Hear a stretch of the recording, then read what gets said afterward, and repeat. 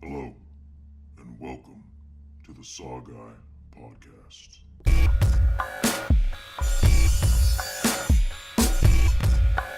Like scary movies. What's your favorite scary movie? Here's Johnny. We'll tear your soul apart. The boogeyman is real, and you found him. Game over, man. Game over. What do you want?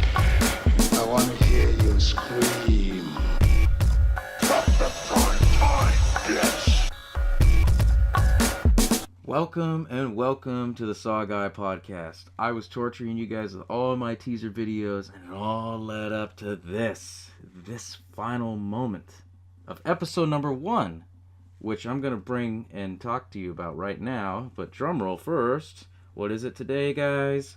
The supernatural. So the ghosts, the goblins, the demons, the devil possessions, all this crazy, scary shit. My personal favorite, honestly. And we'll get right down to it. But first, I gotta mention, there's so much of this shit, I'm gonna have to come back and do an episode 2. So if I fuck up, if I miss something, let me know in the comments. Like, subscribe, let me know. You know, I can only make this better with your guys' input. So, first and foremost, let's go ahead and start talking about it. Now, when you start talking about supernatural films, like I said, you got your ghosts, demonic, spirits, shit like that. But what's the first movie that comes into mind, right?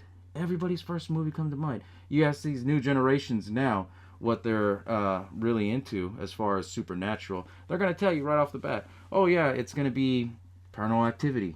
Paranormal Activity, okay, yeah, I get that. The Conjuring, okay, I get that. It's new, whatever. But let's talk about the original classics, right?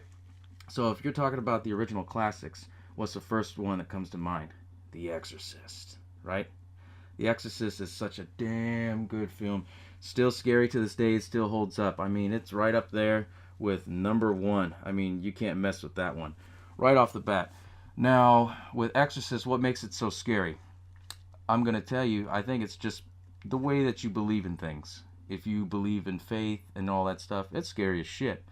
But, you know, if you're like me, no comment, it's not so scary to a certain point, you know. But for me, I personally think it's scary because for what its time and for when it came out, not many people have ever seen anything like that. You know, it's a simple plot of a family moving in, and then all of a sudden, you know, oh, hey, there's a Ouija board here. I want to get into Ouija boards, you know, that whole bullshit. And then all of a sudden they open the doorway to hell, and you got that whole thing with Captain Howdy and everybody there. But honestly, like, if you think about it, Exorcist is still number 1 in everybody's list. You can look at all the top lists. Everyone's going to have Exorcist as number 1. Number 1. Why? Because it's scary as shit dealing with the supernatural, right?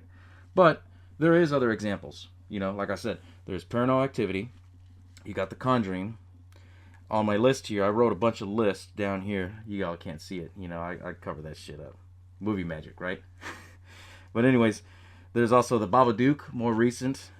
If you want to go talking about original shit, the good shit, and then you can start talking about The Fog, The Shining, Hellraiser. Then you start talking about, you know, some newer remakes, some original ones that were really good. Blair Witch, Rosemary's Baby, Evil Dead, Pet Sematary. You can even go as far as say It, and everybody loves that film and the remake of it, by the way. But they all have to involve with the supernatural, right?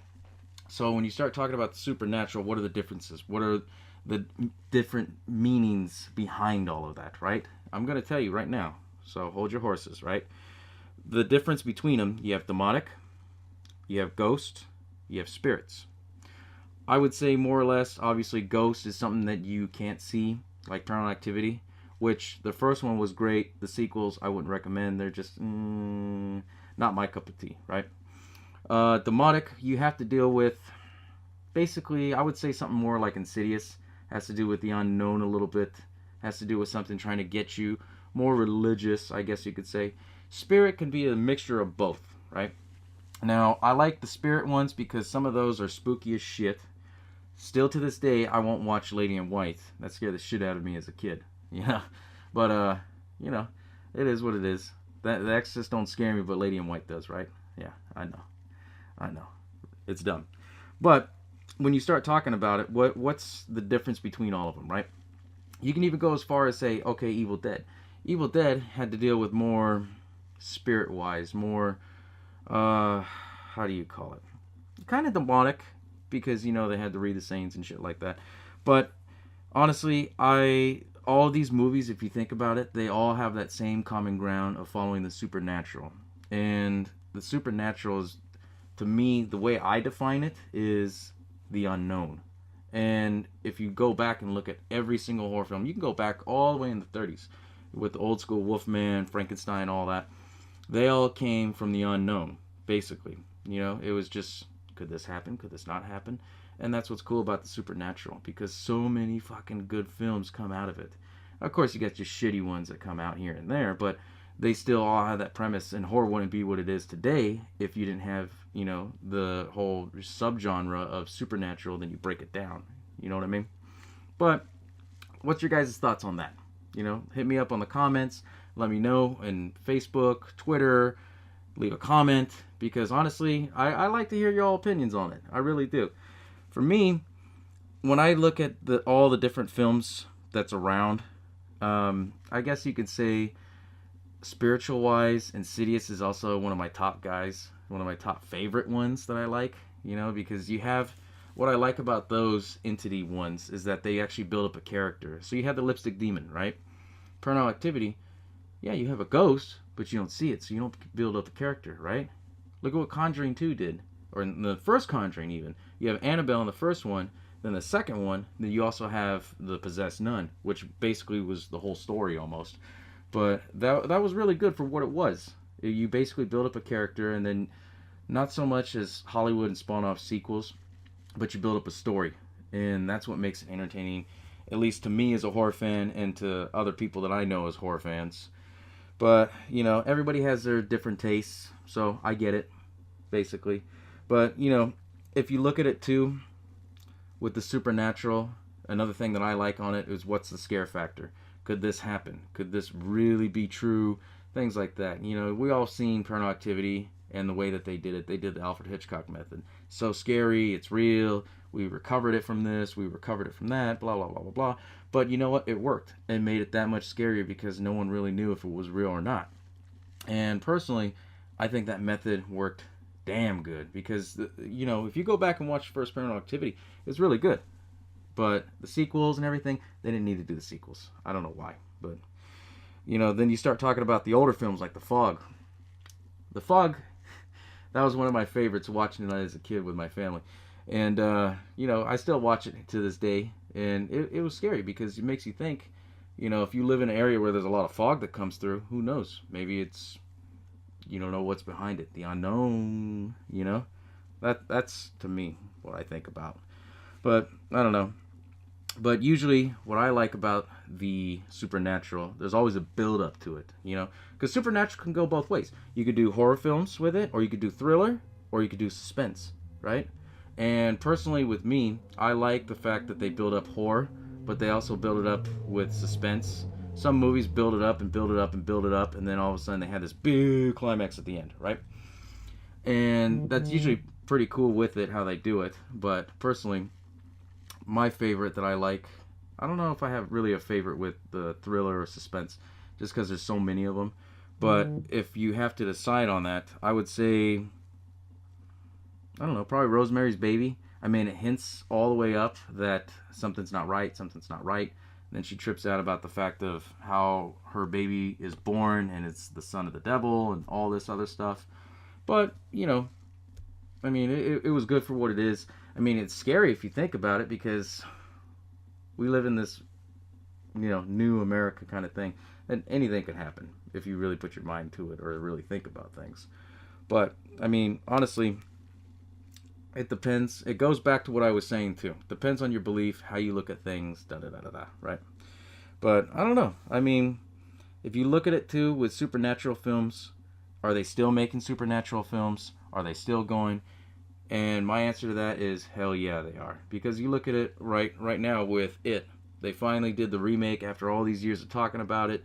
They brought it back. And I know everyone's going to say, well, it's a clown, blah, blah, blah, blah, blah. No. It is a clown, but if you look at it from an outside perspective, It has to do with the unknown, the entity. Yeah, he looked like a clown, but Pennywise was something more than that. And see, that's what it goes back to being a supernatural. If you think hard enough, everything could be a supernatural film. And it basically is. That's, if horror didn't have the name horror films on it, it'd be supernatural films. Honestly, it really would. But then, like I said, you tie in thriller, you tie in suspense, and I won't go in so much into that. Like, you can't put in Silence of the Lambs. Silence of the Lambs was a great thriller, but it has nothing to do with the supernatural. You know, it's one person. I would classify that more as drama because of the build up on it. Maybe a thriller, but not supernatural, you know. And looking through all my notes that I have, basically, when you look at it too, I think I skewed off on where I said about the scare factor. And the scare factor, you got low, medium, and something really scary that could happen. I think a lot of people trip out on the fact of when you look at things like the Ouija board. You know, everybody's all heard the myth. Don't fuck with a Ouija board. Don't do this. Don't do that. And yeah, okay. I understand it, you know. I find it funny that you can go into a Toys R Us and buy this for fucking kids. And they tell you right off the bat, recommended for 8 years old. So you could be 8 years old summoning demons, I guess. I don't know, right? But for me, when I go back to the scare factor and think about it, I like how you see little bits of it, and then towards the end, you see like, whoa, shit, I never saw that coming, you know? That was a huge, like, thing right there I didn't see happening. Such as, you know I said basically Paranormal Activity throughout this whole podcast, but I won't use that one. Let's go into Dead Silence, right? Dead Silence was another one of my favorite ones. And yeah, you have to deal with a character that they built up, Mary Shaw. But it all had to do with the fact of it was her spirit, her ghosts. And basically the whole movie was a build-up. And you think that the guy gets away, he gets all the dummies. And then at the end, you see that huge twist where she was still around. Great fucking film, by the way. And it builds all the way up to that huge climax. Now, see, I like films like that. That's what makes them that damn good. To me. You know, everybody has their own taste, like I said. And I'm going to say that 1,000 times. But, personally, when you start talking about supernatural films, oh, man. I know I sound like I'm rambling on over here, right? But, you know, there's other different examples. I wrote on my notes, you know, obviously Blair Witch. And people will say Blair Witch wasn't scary. I mean, yeah, it was cheesy as fuck for when it came out in 1997, 1998, around that time. But at the time, it did the same thing what Paranormal Activity did, and did that whole point of view shot. And you didn't know, and then at the end, you're like, what the fuck happened, right? And that's what built it up really good. Another one I was looking into, I like, is the Wishmaster. Now, the Wishmaster, that's more of a entity, demon, things like that. But, like I said before in this episode, anything that has to deal with entity or something they can put a face on builds character, which is cool, right? I personally like it. Wishmaster was one of my favorites. The first two, well, obviously the first one. The second one's, third and fourth, I wouldn't even recommend. Don't waste your fucking time on that, right? But, you know, I have so many different favorites on them, but in the end, like the supernatural films, they're all good in their own way. But I'm going to tell you right now, hands down, the ones that are just fucking terrible are the ones that are rated PG-13. Not to say that there's none that are good. It's just with PG-13 films, you know, you see the trailers, they look all damn good and everything. Oh shit, I like this film. This looks good. This looks good. This looks good. But then you turn around and you watch it and it's like, what the fuck? I wasted all my time and effort on that? Yeah. It's movie magic, right? You know? But PG-13 films most of the time have let me down. I don't know if they've let you guys down. Let me know in the comments what you think about PG-13 films. But I think to make a good horror film, you need to have at least R-rated. And I'm not saying you need to have it R-rated because of the cursing, the language, whatever. But you got to put in some things in there. Put in some scare factor that I go back to talking to. You got to go and put in the scare factor as in what's going to make it pop. Like right now, if all the lights went off, pop. scary, right? It goes quiet. Right? But you gotta think of it like that, you know? Because personally, it really depends, you know? I don't know. Like, for me, I've always enjoyed R-rated films. And, you know, it's kind of funny because they put R-rated films mostly because of the language. You might see one or two gore scenes or whatever, but, you know, I like gore, so it don't bug me. Some of you guys may be a little squeamish or whatever, and that's all right, but I like the build-up. I like it to make it over the top, but also real. Does that make sense? I know. But, you know, there's been some good ones. I don't have a list right here that I wrote down. If I have to say a PG-13 film that was pretty decent but cheesy was House. If you've never seen that movie House with William Catt, it's cheesy as hell. I like it. Most of us who grew up in the 80s probably seen it probably a million fucking times on TV. It's one of those films you couldn't, like, you can't remember. Well, I shouldn't say you can't remember. You can't forget, you know? I live in Central California, and the mayor out here was Bubba from In Heat of the Night, and he was in the movie House. So, by default, they would play his movies, like, on the random days, you know. In the mid-90s, they would play all of his fucking movies, anything that he was on TV all the time. So I got to see that film quite a number of times. But I liked it for the fact that, yeah, it played in on the spiritual sense, but it also played into the fact that it was more supernatural. And it was creepy as fuck. And what I didn't know, I was actually listening to another podcast. I can't remember the name of the podcast on the top of my head, but I was listening to a podcast on the House movie. And they were saying that movie actually came out before Evil Dead. So it actually inspired, not Evil Dead 1, but it inspired Evil Dead 2 with some of the scenes. Similar. Very similar. The designs, the makeups, and all that stuff. But don't quote me on that. You know, that's why they have IMDb. But looking through all my other notes over here, and like I said, I'm going to tell you right off the bat, so if somebody was to ask me, hey, I want to watch a good scary film. What's a good scary film? Name your 5 top scary films.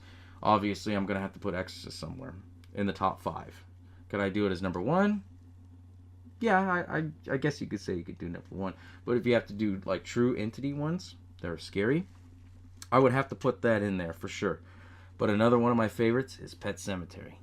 I know everybody's seen the first Pet Sematary. Everybody's seen the second one, and I can tell you right now, that's got to be in my top 5 right there. It's dead. What was it? Pet Sematary.